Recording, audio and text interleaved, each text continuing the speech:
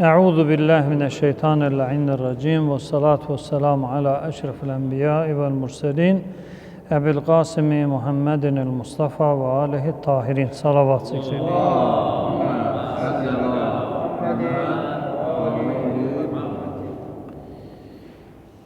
Mevzumuz Kur'an-ı Kerim'in ayələrindən əldə olunan, istifadə olunan Allahın rəhmətindən uzaq düşmək necə olur?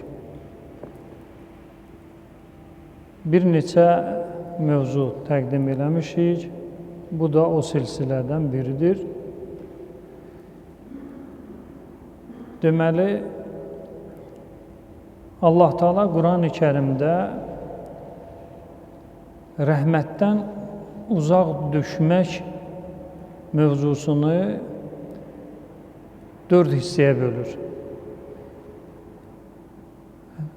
Belə deyək də, elə bir tədricən gəlir. Birdən-birə bir ünvan altında mövzuya yanaşmır. Deməli, İstər deyək, Allahın rəhmətindən uzaq düşmək və yaxud Allahın lənətinə gəlmək, bu iki kəlmənin ikisi də eyni anlamdadır. Allahın lənətinə gəlmək axirətdə o deməkdir ki, Allahın əzabına məhkum olmaq deməkdir. Allahın lənətinə gəlmək bu dünyada o deməkdir ki, Allahın mərhəmətindən binəsim olmaq. Deməli, lənət kəlməsini alimlər belə izah eləyirlər. Ət-tardu vəl-ibtiad. Deməli, qovmaq, uzaqlaşdırmaq, amma şərti ilə ki, əla səbilil səxat, yəni qəzəbli halda. Qəzəbli olaraq bir nəfəri şəxs yanından qovursa, ərəb deyir ki, o onu lənətdədir. Dildən danışır, amma dindən yox, dil. Ərəb dilində əgər bir nəfəri qəzəbli halda ona qarşı nifrəti olaraq yanından uzaqlaşdırırsa, bu uzaqlaşdırma əməliyyatına bu keyfiyyətdə deyirlər nə? Lənət. Filan kəsdən lənət gördü. Yəni, yanından uzaqlaşdırdı. Sevmədi adamın yanındakı hüzurun. Sevməyərək, nifrət bəsləyərək, qəzəb doğaraq adamı yanından və yaxud hər hansı bir şeyi yanından uzaqlaşdırırsansa, deməli, sən onu lənətdədin. Başqa bir misal vuraq. Oturmuşsan, görsən ki, bir nəfər gəlib, hörmətli, izzətli, möhtərəm bir adamın haqqında yanında ona yaraşmayan sözlər danışır. Ki, Əhməd belə, Əhməd elə, Əhməd belə, Əhməd elə. Sən onu susturursan. Deyirsən ki, yox, Əhməd elə deyil. Əhməd yaxşı oğlandı, Əhmədin 1, 2, 3 belə xeyir işləri olub, filan olub. Sən bu işdən vaz keçdə, onun haqqında orada-burada ağzına gələni danışma. Həmən bu, yəni adamın hüzurundan sən nə oldun? Narahat oldun, sevmədin və bu hüzura səndə qəzəb yaranır. Və bu hüzuru sən çalışırsan, yanından neynəsən? Uzaqlaşdırasan kəlmə ilə ki, yəni bu mövzu nə olsun? Bağlansın. Deməli, sən neynədin? Lənətdədin. O da lənətə neynədi? Məruz qaldı. Yəni, lənət eləmək üçün şərt deyil, şəxs dilinə nəsə gətirə. Dildən danışır, amma dindən danışmır.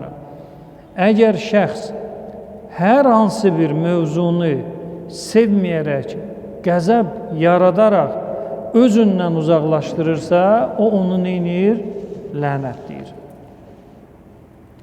Deməli, Quran-ı Kerimdə qeyd elədiyim kimi 4 mərhələli Allahın rəhmətindən uzaq düşmək mövzusu var. Salavat göndərək Peyğəmbərimizə. Allahümme salli ala Muhammed ali Muhammed. Bismillahirrahmanirrahim. Sad surəsində Allah Teala buyurur. Deməli 72-ci ayədən ta aşağı. Məzmun çatdırıram. Allah Teala buyurur ki, mən Adəmi yaratdım və ona səcdə tələb etdim. Diqqət edin, bəziləri burada Quran ayəsinin kəlməni ləğv eləyir. Öz məqsədini sübut eləmək üçün ki, çox qəribə adamlar var. Məsələn, mən görmüşəm də, deyir, mələkələr və cinlər Adəmə səcdə eləmədilər, Allaha səcdə elədilər. Amma Allah açıq-aşkar buyurur ki, deməli, fəqa'u ləhu sacidin, ona, mənə yox, ona, ləhu, ona səcdə eləyin, mənə yox. Əgər desəydi ki, Allah Teala fəqa'u sacidin, səcdə edin, burada yozmağa yeri var ki, demir ki Adəmə, demir ki filan istiqamətə, səcdə kimə olunmalıdır? Allaha. Deməli, Allah orada qeyd qoymayıbsa, deməli, Allahın özünədir. Amma ayə açıq-aşkardır. Sad surəsinin 72-ci ayəsi. Ayə kəlmə-kəlmə oxuyuram. Fəqa'u, Allah əmr eləyir. Fəqa'u ləhu sacidin, ona səcdə edin, ey mələkələr və cinlər. Fəsəcədəl mələikətu kulluhum əcməin, mələkələr hamısı istisnasız səcdə etdilər. İlla iblis, iblisdən səvayı, iblis neynədi? İstəkbərə, təkəbbür elədi və bu əməl onu kafir olmağına səbəb oldu. Yəni təkəbbür iblisi hara apardı? Kafirliyə apardı. Və Allah Teala sual verir iblisə, ey iblis, nə maniyə oldu ki, əllərimlə, qüdrətimlə yaratdığım bir varlığa səcdə etmədin? Yenə burada da aşkar, Allah demir, mənə səcdə etmədin, yaratdığıma səcdə etmədin. Deməli, təkəbbür etdin, özvü alilərdən hesab etdin və buna bənzər Allahın iblisi tənbih eləməsi. Cavab verir, mən ondan xeyirliyəm.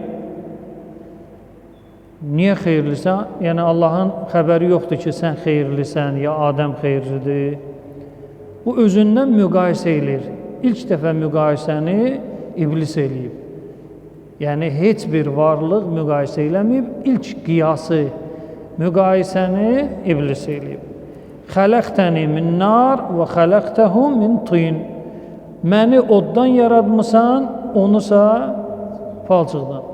Palçıq, rəngi yox, belə deyək də, meyl olması bir şey deyil. Amma od işıq saçır və istilik verir və s. axırda indi bu özündən oda fəzilətlər verir, palçığın fəzilətin öldürür və əhəmiyyətsiz sayır. Allah Teala qovur, mövzumuza aid olan hissə budur. Və innə aleykə lə'nəti, sənə mənim lənətim olsun. Sənə mən Allahın lənəti olsun. Deməli, Allah Teala ilk, diqqət edin, bu vacib məqamdır. İlk lənət qapısı nə vaxt açılıb sualı? Həmən bu ayədə öz əksini neynir? Tapır. İlk dəfə lənəti Allah oxuyub və ilk lənət olunan şəxs də iblisdir. Yəni bu qapı zamandan çox-çox öncə belə deyək də Adəm əleyhissalamın yaradılışı dönəminə təsadüf edən bir durumda, bir deyək mərhələdə bu qapı açılıb Allah tərəfindən. Sənə mənim lənətim olsun. Yəni mənası nədir? Qovuram səni, sənin huzurun bu məkanda sevilməzdir və sənə qarşı məndə nə var? Qəzəb var. Qəzəblə səni qovuram, uzaqlaşdırıram. İndi Allaha yaxın olanda insan lütf-i mərhəmət içində olur. Allahdan uzaq düşəndə insan nə olur? Lütf-i mərhəmətdən məhrum olur. İlk Allah rəhmətindən uzaq düşən varlıq iblis olur. Bax, diqqət edin, bir mülahizə də deyim.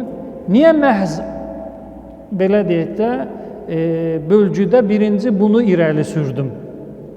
Məsələn, başqa ayələr də var da, oradan da başlamaq olardı ki, orada da lənət mövzusu var, rəhmətdən uzaq düşmək mövzusu var. Çünki şər iblisdə misal olaraq özünü gerçəkləşdirir. Yəni, şərrin timsalı və misalı nədir? İblis. Hətta sənin nəfsün ki var, səni günaha dəvət eləyir, səni pisliyə dəvət eləyir, səni Allahı asi olmağa dəvət eləyir. Onun da bu hala düşməsinin səbəbkarı iblis. Onun vəsvəsələri nəticəsində sənin nəfsün Allahın elədiyi xeyir ilhamı imtina eləyir, iblisin elədiyi ilhamları neynir? Qəbul eləyir. Məsələn, Ramazan ayında yəqindir ki, cin şeytan yoxdur.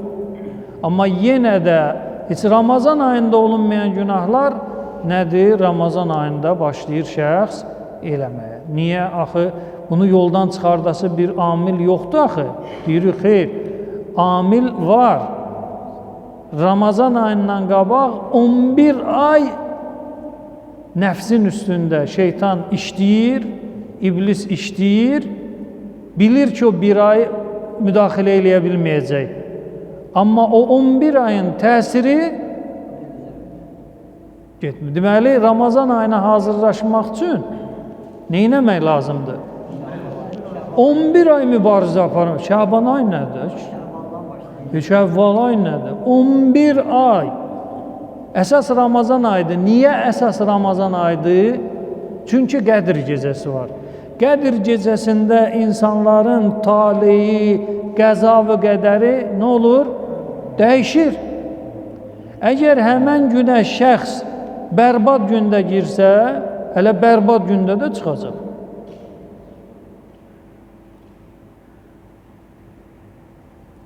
Hədislər var. Qədr gecəsini belə şəxs haqlasa, müəyyən günahları varsa, onun səsi eşidilməyəcək. Deməli, 11 ay çalışmalısan ki, o bir ayı salamat qalasan. Amma biz elə bilirik ki, şükür Allaha, şeytan yoxdur, nə rahat olduq, bu da 11 aydır girinc edib bizi. İndi rahat olduq. Xeyr, sənin ən narahat vaxtın Ramazan ayıdır. Müsəlmanın ən narahat vaxtı, müsəlmanın ən gərgin vaxtı hansı aydır? Ramazan ayıdır. Fikirləşmə, nəfəsin təsbihdir, yuxun ibadətdir, iftar eləyirsən belə savab, iftar verirsən belə savab, oturmağın savab, durmağın savab, əməllərin 2 qat hesablanır, filan olur, günahların bağışlanır filan. Yastığın altına çox yumşaq bir şey yaranır, amma elə deyil. Çünki orada bir gecə var ki, şeytan 11 ay vuruşur ki, onu neynəsin? Əlindən alsın və alır da. Niyə Ramazan ayından sonra bizdə heç nə dəyişmir? Çünki o gecəni əlimizdən alıb. Məsələn, Qədr gecəsində dualar qəbuldur ya qəbuldur? Hədislər var ki, hətta qəza və qədəri belə Allah Teala neynir? Dəyişir. Hamı özünə şər duası eləyir. Ay Allah, mən işdən çıxmağıma kömək elə. Ay Allah, mən filan şey elə. Ay Allah, yox. Hamı xeyir dua eləyir. Amma Ramazan ayından sonra görürsən ki, heç bir xeyri yoxdur. Qüsur Qədir gecəsindədir, Ramazan ayındadır, ya başqa bir yerdədir. Deyirik, başqa yerdədir. Ramazan ayı ümumi şəkildə, Qədir gecəsi xüsusi şəkildə sənin qəza, qələmi verir əlvə ki, götür özün yaz. Qələmi Ramazan ayı və Qədir gecəsi verir öz əlvə ki, götür özün yaz. Amma yazırsan, doldurursan xeyir dualarla, çıxırsan, görsən heç nə yoxdur. Bomboş, yoxdur. Niyə? Çünki sənin əlindən bura çatmamış alınıb. Yəni şeytanın var gücü müminin üstündə 11 ay çalışmaqdır. 11 ay. Bir ay çalışmır, Allah imkan vermir ona. 11 ay çalışır, bir dənə Qədir gecəsini əlindən alır, vəssalam, ged namaz qıl. Ged oruç tut. Nə qədər oruç tutursan tut. Sənin duan Allah yanında müstəcab olmur. Niyə? Çünki əlimizdən alınıb. Amma yox, Qədir gecəsinin şərt şürutu ilə şəxs gəlsə və Ramazan ayı o qəza və qədər mələkələr enib qalxandan sonra hər şey nədir səndə dəyişməlidir. Dəyişmədisə bilginən ki 11 ayda böyük qüsura yol verməlisən. Deməli, niyə iblisi önə saldım? Çünki şərin misalı odur. Şərin misalı nədir? Odur. Şər insanları da o yetişdirib. Şər proqramını da o cızıb. Aydın? Deməli, Allah Teala buyurur ki, sənə mənim nəyim olsun? Lənətim olsun. Bir, salavat göndərək Peyğəmbərimiz.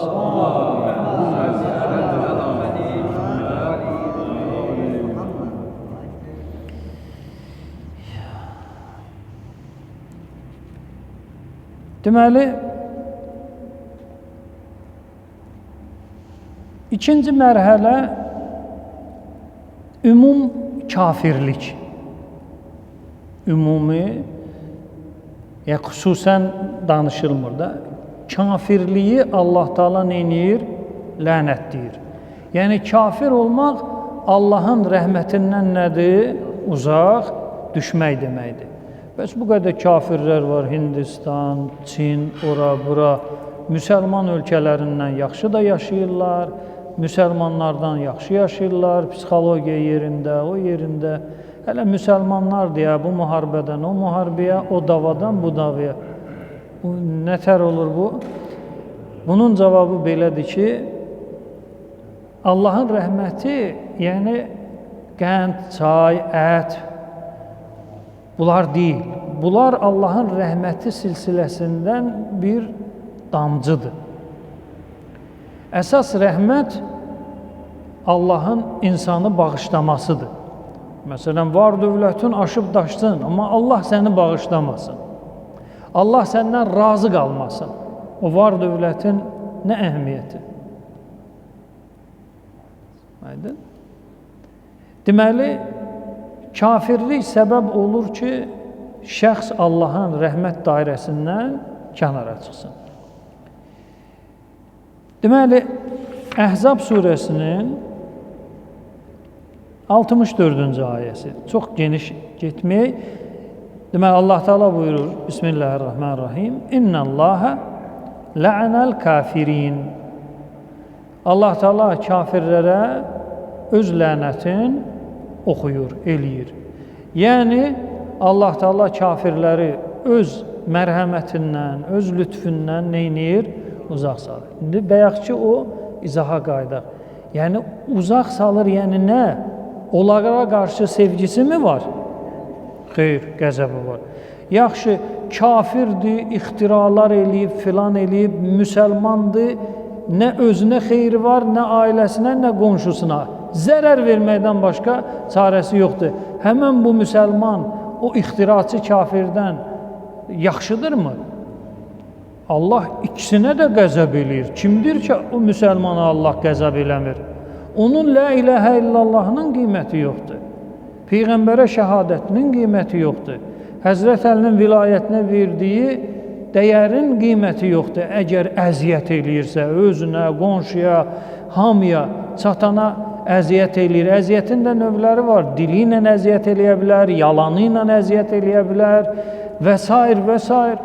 Allah ona da qəzəblidir. Kim dedi ki, elə kafirə qəzəblidir, müsəlmana qəzəbli deyil? Müsəlmanlar qırıb da Peyğəmbərin əhl-i beytini. Hansı xristiyan, yahudi gəlib Həzrət Əlinin başına qılınc vurub? Hansı yahudi, xristiyan və yaxud buddist gəlib İmam Hüseyn əleyhissalamı və əshabını Kərbəlada gətirib? Hansı yahudi, xristiyan gəlib İmam Həsən əleyhissalama xəncər zərbəsi vurub? Və buna bənzər gəl. Müsəlman alimləri. Hansı müsəlman alimi rahat yaşayıb? Müsəlmanlar tərəfindən təqibdə olublar. Yəni bir dənə alim adı tut. Yəni ən çox məsələn indi əhl-i sünnədə sevilən kimdir? Buxari. Buxari yazıq, Buxari məzlum, gün işığına həsrət olub. Buradan qovublar, orada ev həbsində, yaşadığı məntəqədən belə, doğulduğu yerdən qovulublar ki, rədd ol buradan. İndi Buxari ilə nəfəs alırlar. Vaxtında Buxari hakimdən də zülüm görüb, dindarlardan da zülüm görüb, dinsizlərdən də zülüm görüb. Rahat adam nəfəs ala bilməyib, rahat yaşaya bilməyib. Buna bir od vurublar ki, tüstüsü indiyəcən gəlir. Heç bir alim, hansı məzhəbdən olursa olsun, yaşadığı mühitdə rahat yaşamayıb. Ya avamlar tərəfindən, ya hakimlər tərəfindən başlarına zülüm gəlib. Əhməd ibn Həmbəl, o da sünni imamlarından biridir. Siyasət oynanılır, bunu tələb edirlər ki, bizim tərəfimizdə duracaqsan. Bu deyir, durmayacaq. Durmayacaqsan, qolların çıxardırlar yerindən adamı. Dartırlar belə. Qolların çıxardırlar. Ki bizlənsən, biz deyənin niyə demirsən? Alim qolu dartıb çıxardıblar. Şikəst ediblər kişini. Amma indi İmam Əhməd. O qolu çıxardana da rəhmət oxuyurlar. Çox gülməli budur ya. Ki ağam filan kəsin qolunu atla dartıb çıxartdırıb. Allah ona da rəhmət eləsin, buna da rəhmət eləsin. Elə olmur qardaş. Heç olmasa bir oturun, fikirləşin, qərarlaşın. Qiyamət günü hər ikisi çıxacaq qabağa ki, qardaş, mən qolumu dartıb çıxardım. Sən mənə də rəhmət oxuyursan, buna da rəhmət oxuyursan. Bu olmadı axı, bu hansı ədalətə sığır bu? Xülasə, deməli, Allah lənət oxuyur kafirə, yəni onu sevmir. Kafir narahat olmasın ki, müsəlmanların bir qəpik bəşəriyyətə xeyri yoxdur. Hələ onlara da Allah qəzəblidir. Kimdir onlara qəzəbli deyil ki? Peyğəmbər deyir, qonşundan xəbərin yoxdursa, mənim ümmətimdən döyürsən. O qədər Peyğəmbərin qoyduğu qaydalar var haqq-batil haqqında, hansı müsəlman rəayət eləyir? Yuxarıdan aşağı heç kim rəayət eləmir. Amma pasportumuz müsəlman. Kəlmə-i şəhadət. La ilahə illallah. Amma o lazım olan şeyin heç birini əməl eləmirik. Müsəlmana da qəzəblidir. Kim deyir ki, qəzəbli deyil? Bu ikinci misalımız. Gəlirik üçüncü misala. Deməli, Allah iblisə lənət eləyir. Kafirə lənət eləyir. İndi gəlirik kafirin içində kitab əhlinə. Mərhələ enirik. Kitab göndərilib, kitabı arxasına atanlar, kitaba əməl eləməyənlər. Yahudi xristiyanın adı çıxıb ki, bunlar İncil, Tövratı Allah göndərdi, bunlar neynədilər? Nəbəzu, vara'a zuhurihim. kürəklərinin arxasına belə atdılar ki, kitabdır da. Biz deyən düzdür. İncil, Tövrat deyən düz deyil. Bunların adı çıxıb. Məsələn, hansı müsəlman ölkəsində Quranla haram olan şey yoxdur? Hətta xilafət dönəmindən tutmuş gəl aşağı. Mədinə Peyğəmbərin şəhəri. Səhabələrin dönəmində belə səhabə araq içir. Səhabələrin dönəmində səhabə neynir? Araq içir. Səhabə zina eləyir. Quranla haram olan şeylərdir ya. Və buna bənzər məsələlər. Babəkin haqqında bir misal çəkim. Allah Babəki rəhmət eləsin. Bu ərəblərə elə qan utdurub. Yəni indiyəcən belə deyə cız belə cızıldayırlar.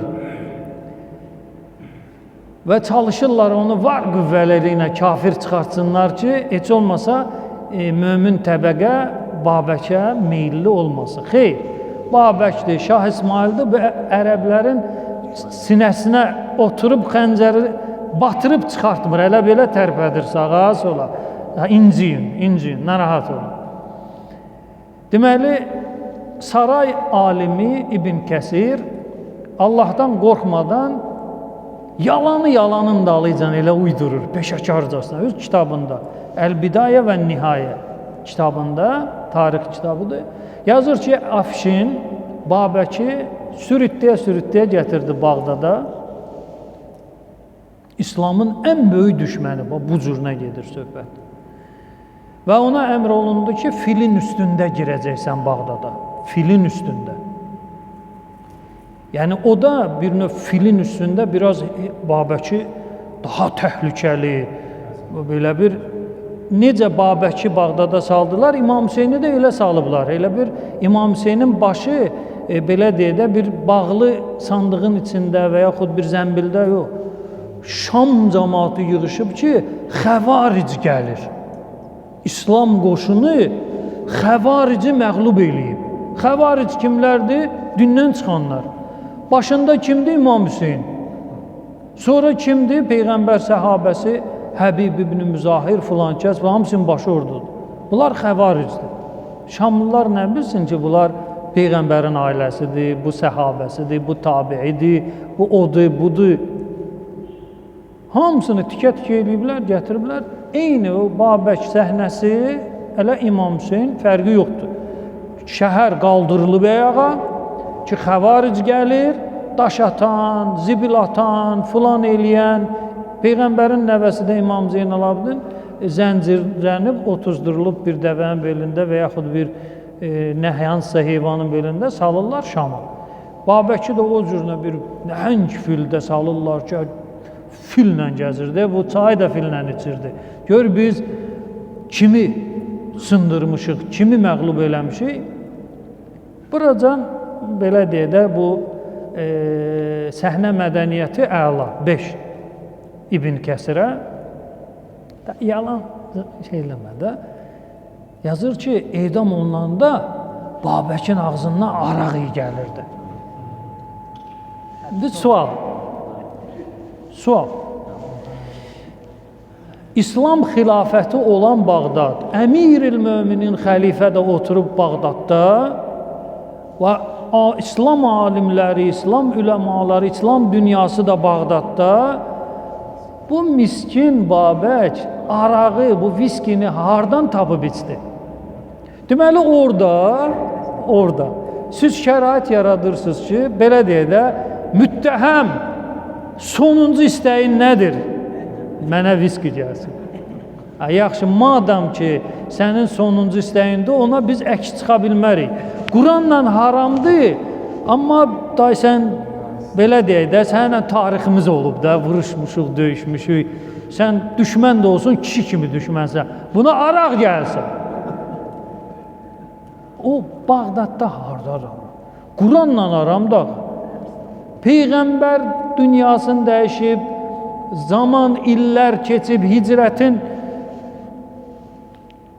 Neçə yüzüncü ilidir. Bağdadda araq, hə bəli, Mədinədə araq, Məkkədə araq, Bağdadda araq, zina filan. Deməli, Yahudi xristiyanın adı çəkib ki, Allah Yahudiləri lənət eləsin, Allah xristiyanları lənət eləsin. Bəs Qurana əməl eləməyən müsəlmanlara Allah neynəsin? Hə, bu sualın cavabı yoxdur. Onu soruşmayın məndən. Deməli, salavat göndərək Peyğəmbərimizə. Allahümme salli ala Muhammed və ali Muhammed. Allahın kitabı istər İncil olsun, istər Tövrat olsun, istər Quran olsun, əməl olunmadısa və onun əksinə gedildisə, eyni bu Yahudilərin haqqında, Xristiyanların haqqında deyilən ayələr hələ müsəlmanlara da adiyyəti var. Rahat oturmasınlar ki, bizə döyür. Maidə surəsi 78-ci ayəni oxuyuram. Allah Teala buyurur, Bəni İsraildən olan bir dəstəni Allah neynədi? Lənətlədi. Kimin dili ilə? Davud əleyhissalamın dili ilə, İsa əleyhissalamın dili ilə. Niyə? Çünki onlar Allahın göstərişlərinə əməl etmədilər. Tövrat və İncildə gələnlərə neynədilər? Əməl etmədilər, həddlərini aşdılar. Bu səbəbdən Davud əleyhissalamın, İsa əleyhissalamın dili ilə Bəni İsrail nədir? Lənətləri. Yaxşı, qəbul. Bəs müsəlmanlar? Bəs müsəlmanlar Quranda olanlara əməl eləməyəndə onlara rəhmət düşür? Hə, yox, müsəlmana rəhmət düşür, amma Yahudiyə lənət düşür. O belə lazımdır.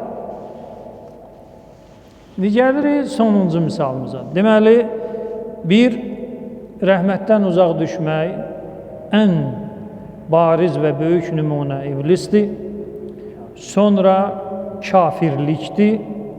Sonra kafirliyin içində xüsusi təbəqələrdir. Kitab verilənlər ümumən deyirəm. Və dördüncü mərhələ də gəlir, əxlaqi pozuntular. Suluk deyilir buna. Rəftar pozuntuları. Allah Teala yaşayışı bir cür qərar verib. Sən yaşayanda necə yaşamalısan? Düz danışaraq. Sən bu yaşam tərzini, əxlaqi yaşam tərzini pozanda şəxs Allahın rəhmətindən nə olur? Uzaq düşür. Allah Teala səni yaradıb ki, nə özvə, nə də başqasına əziyyət eləməyəsən. Əxlaq norması budur ki, sən səbəbsiz şəriətin icazə vermədiyi məqamlarda kiməsə neynəyəsən? Əziyyət eləyəsən. Bu əxlaq normasını pozdun, şəxsə nə düşür? Yəni Allahın rəhmətindən uzaqlaşır. İndi bir neçə misalla Qurandan bu həqiqəti işıqlandıraq. Salavat göndərək Peyğəmbərimizə.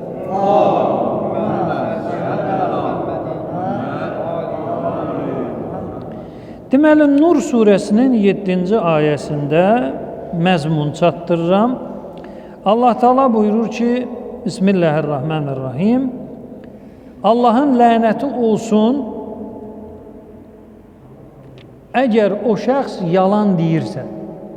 Deməli, yalançı şahid gəlir, deyir ki, məsələn, bu adam oğruq eləyib, bu adam zina eləyib, bu adam dövlətin malını mənimsəyib, bu adam belə eləyib. Amma eləməyib bu adam. Sadəcə olaraq bu işi bağlamaq üçün kimsə gəlib yalandan nə etməlidir?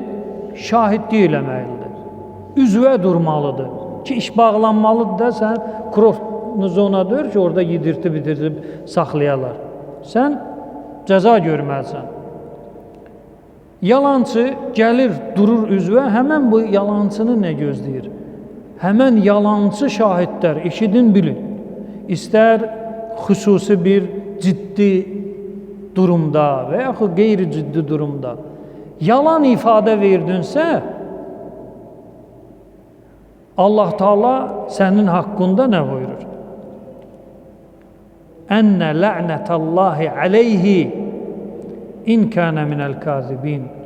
Əgər yalan şahidlik eləyirsə, yalan danışırsa, Allahın lənəti olsun sənə. Allah deyir, mən o adama lənət oxuyuram. Allah həmən adama lənət oxuyur. Allah iblisə də lənət oxuyur. Elədiyi əmələ görə, tutduğu qərara görə və yalan danışana da Allah lənət oxuyur. Yəni, Allah adama qarşı qəzəblidir və Allah onu öz mərhəmət dairəsində görmək istəmir. Adamı uzaqlaşdırır, qovur. Rədd ol buradan. Rədd ol buradan. Sənin istəməyinlə deyil, gündə gələ bilərsən sən məscidə. Hamıdan qabaqda birinci cərgədə də dura bilərsən. Amma sən qovulmuşlardansan. Sən qovulmuşlardansan. Niyə? Çünki haqsız yerə sən kiminsə üzünə durub onu müsibətə, bəlaya salmısan. İşdən çıxmasına səbəbkar olmusan, ruzisinin kəsilməsinə səbəbkar olmusan və s. ilə axır. Bu bir əxlaq pozuntusu. Salavat göndərək Peyğəmbərimizə. Allahümmə salləna Muhammed və ali Muhammed.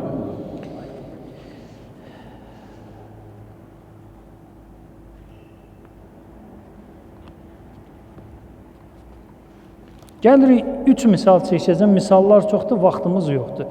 Deməli, Əhzab surəsi 57-ci ayəyə nəzər salaq. Ayənin məzmununu çatdırım. Deməli, o kəslər ki, istər kafir olsun, istər münafiq olsun, istər müsəlman olsun, gündə 5 ədəd namaz qılan olsun. Bu şəxslər əgər Peyğəmbərə əziyyət eləsələr, Allah buyurur, Lə'ənəhumullah fid-dünya vəl-axirə. Bu adamları dünyada da, axirətdə də nədir? Allahın lənəti gözləyir. Axirətdə Allahın lənəti nədir? Əzaba məhkum olmaq dedim. Dünyada Allahın lənəti nədir? Rəhmət dairəsindən qəzəblə qovulmaq, qəzəblə uzaqlaşdırılmaq. Sən özü meçidə salmaqla fikirləşməklə sən rəhmət dairəsindəsən. Həccə getməklə Kəbə evinin içinə də girsin belə, rəhmət dairəsində deyilsən. Rəhmət dairəsinə şəxs əməli ilə. Əgər o əməllər ki, səni rəhmətdən qovur, qəzəblə çıxardır, onun tövbəsi ilə sən nə edə bilirsən? Təzədən qayıda bilirsən. Deməli, o kəslər ki, Peyğəmbərə əziyyət eləsə, Allah buyurur ki, onlara dünyada da lənət oxuyuram, axirətdə də lənət oxuyacam və onlar üçün əzab muhin. Muhin, təhqir, alçalma, xar etmək, zəlil etmək. Əzab var, əzab. Busa xüsusi əzabdır. Əzab çəkəcəksən, amma muhin əzab. Çox fərqli bir əzabdır Peyğəmbərə əziyyət eləyən şəxslərin haqqında. Burada diqqət cəlb eləyən məqam nədir? Allah ayədə deyir ki, o kəslər ki, Allaha və Peyğəmbərə əziyyət eləyirlər. Allaha əziyyət eləmək olurmu? Yəni, heç cürə, heç bir qüvvə, heç bir yaradılış Allaha əziyyət eləyə bilməz. Allah məxluq deyir ki, o əziyyət çəksin ki, məsələn, qəlbində, ürəyində, beynində, bədənində nəyinsə əziyyətin neynəsin, çəksin. Bu məxluqun sifətidir. Allah özünü Peyğəmbər yanında qeyd eləməyi, o Peyğəmbərin şənini neynəməkdir? Ucaltmaqdır. Yəni, Peyğəmbərə əziyyət kimə əziyyətdir? Elə bir şəxs bir günahın cəzasını çəkməyəcək. 2. Şəxs deyəcək ki, ya Allah, mən Peyğəmbərə demişəm filan sözü. Sənə mən deməmişəm ki, mən Adəmə demişəm. Sənə deməmişəm ki, heçinə. Mən Adəmə demişəm. Allah deyəcək, yox. Ona olunan əziyyət eynisi nədir? Mənə olunmuş sayıram. Çünki xəbərdarlıq eləmişəm də, xəbərdarlıqsız bu mühakimə olsaydı, ədalətsizlik olardı. Amma Allah xəbərdarlıq eləyir axı. Peyğəmbərə olunan əziyyət nədir? Yəni sən fikirləşməyəcəksən ki, Peyğəmbərlə öz aramda da həll eləyəcəm. Xeyr, bu Allah da var, onu unutma. Peyğəmbər əziyyəti haçalanır. 2 yerə bölünür dərhal. Peyğəmbərə əziyyət eləyən kimi nədir? Allaha nədir? Məsələn, Peyğəmbərə qarşı olunan müharibələr, Peyğəmbərə qarşı olan haqsızlıqlar, Peyğəmbərin üstünə qışqırmaq, Peyğəmbərə və s. ilə axır, hamısı əziyyətdir və haçalanan əziyyətdir. Paralanır, 2 yerə bölünür. 2 cəzanı çəkəcəksən. Bu şəxslər həm dünyada lənətlənir, həm də axirətdə. Sonuncu misalımız, salavat göndərir Peyğəmbərimizə.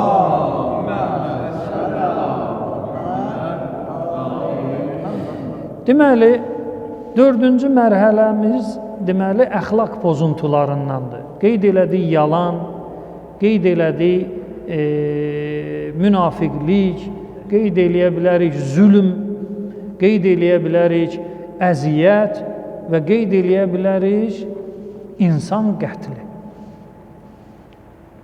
Bu haqda Quran-ı Kərimdə 2 sərt ayə var. 2 sərt ayə var.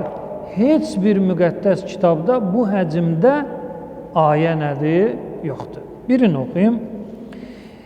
Deməli, Nisa surəsi 97-ci ayəyə nəzər salaq. Salavat göndərək Peyğəmbərimizə.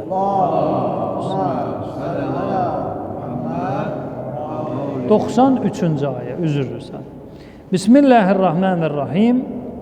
Və mən yəqtul müminən mütəəmmidən. Kim bir mömini, bax, diqqət eləyin, söhbət namaz qılan, oruç tutan, indi belə deyək də, Həsən mömindir.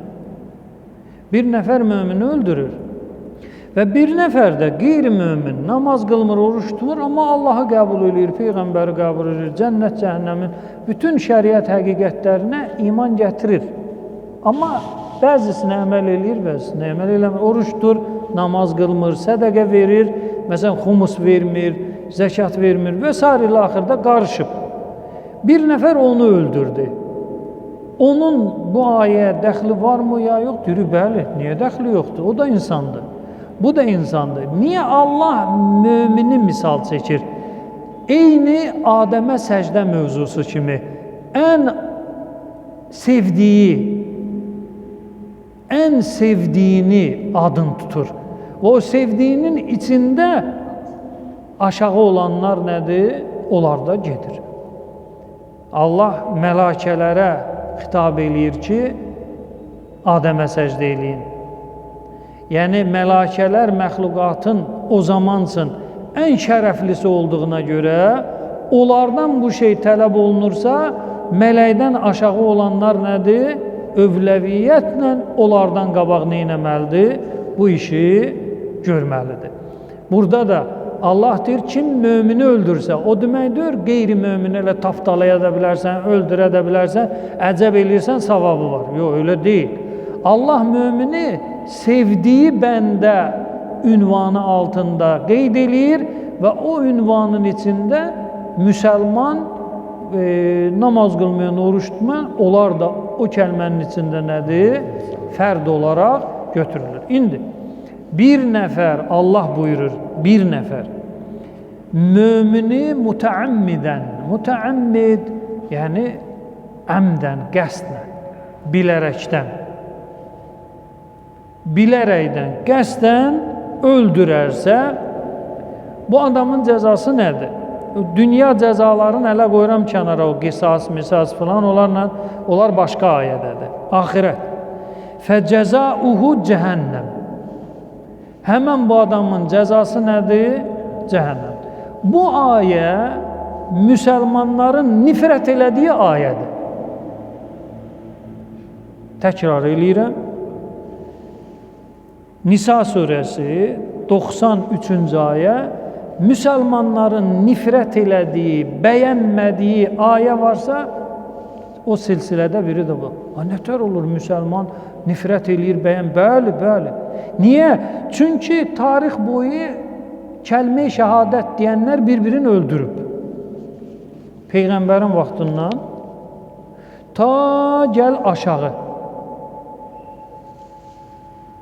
Kəlmə-i şəhadət deyənlər bir-birini neyniyib? Bilərəkdən öldürüb.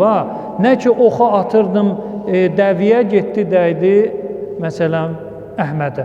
Elə yox, qətli xəta yox. Bilərəkdən ki, bu namaz qılır, oruçdur, bir yerdə cəmaat namazında dururlar, azan və iqamə, əşhədü ən la ilahə illallah, Muhammed Rasulullah. Sonra götür adamın başını kəs, namaz qıldığın şəxsin başını kəs, qoy bir dənə şeyin içinə, arvadı ilə də həmən günü zina elə ki, bu mənim nəzərimdə artıq bu kafirdir, ona əhkam çıxardı özündən. Bu ayə işi körləyir. Müsəlman tarixini bu ayə neynir? Körləyir. Çünki mən ona rəhmət oxuyuram axı. Allah ona rəhmət eləsin, Allah ondan razı qalsın. Və namazımı da, orucumu da onun sözü ilə düzəldirəm. Məsələn, misal götürək Muaviyyəni.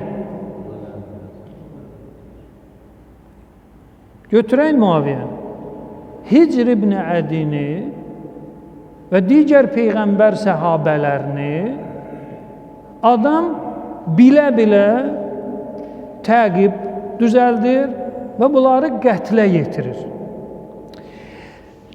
Bu ayə işi körləyir.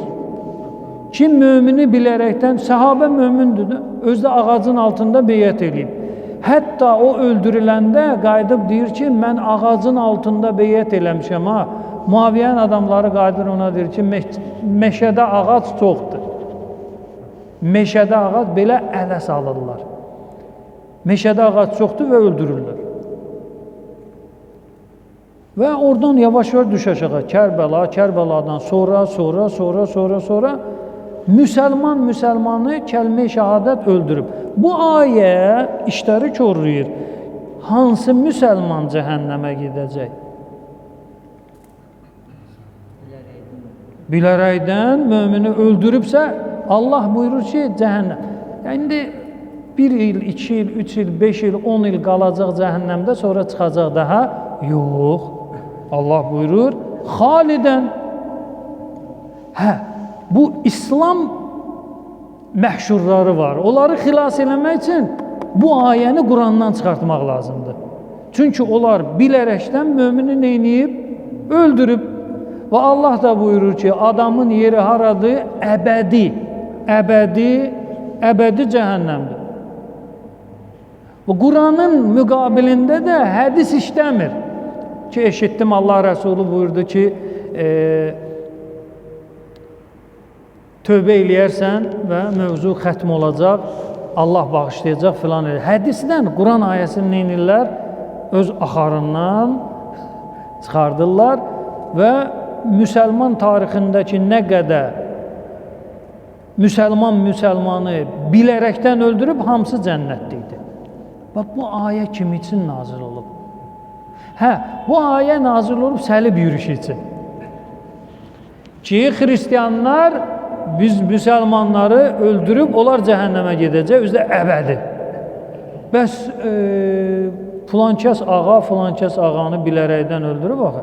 Məsələn, səhabə Mərvan, səhabə Təlhəni oxla vurur, öldürür. Bilərəkdən vurur, öldürür ki, mən səndən qisas alıram. Qisas bilərəkdəndir. İndi burada kim cənnətə gedəcək, kim cəhənnəmə gedəcək? Təlhə ya Mərvan?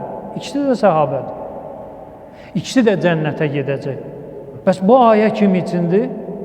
O səlib yürüyüşü içindir. O səlib yürüyüşü içindir. Müsəlmanlara dəxli yoxdur. Biz beliyik, yəni müsəlman aləmi belədir. Özümüzkilərə çatanda Quran ayələri işləmir. Kəlmə-i şəhadətidir, namaz qılırsa bu ayələr işləmir. Bu ayələr Yahudi Xristiyan adiyyəti var. Onlar bizdə nəsə eləsələr ayələr işləyəcək, amma özümüzkilər nəsə eləsə onda nədir işləməsin. Məsələn, bir nəfər gəlib Peyğəmbərə deyir ki, sən güman eləyirsən ki, Peyğəmbərsən. Belə bir dənə söz. Alim, İslam alimi qayıdır ki, bunu filan kəsdən başqa desə, həmən adam kafirdir. Bəs filan kəs niyə bu mövzuya adiyyəti yoxdur? Yoxdur da, olmaz. Biz deyirik, sən qulaq asırsan. Vəssalam. Ayə səlib yürüyüşünə adiyyəti var. Vəlhamdülillahi Rabbil aləmin. Allah Teala şəhidlərimizi qəriq rəhmət eləsin. Allah Teala dünya və axirətimizi abad eləsin. Allah Teala razı qaldığı bəndələrdən qərar versin. Allah Teala ordumuzu, yurdumuzu qorusun. Allah Teala zəfəri həmişə ordumuza nəsib eləsin. Allah Teala zamanı imamının zuhurunu təcil eləsin. Duaların qəbul müstəcab olması üçün əziz Peyğəmbərimizə salavat edin.